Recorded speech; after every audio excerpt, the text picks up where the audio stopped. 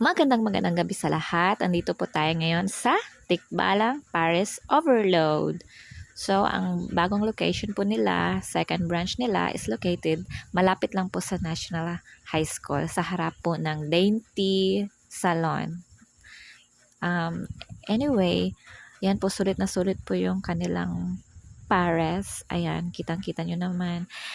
Napakasarap po talaga tignan. At sobrang sarap po talaga ng food nila. Ayan.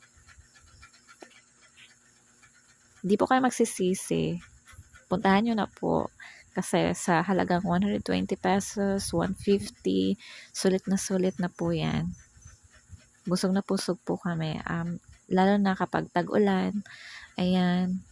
Di po kayo magsisisi. So, go na guys. Punta na kayo dito sa Tikbalang Paris Overload.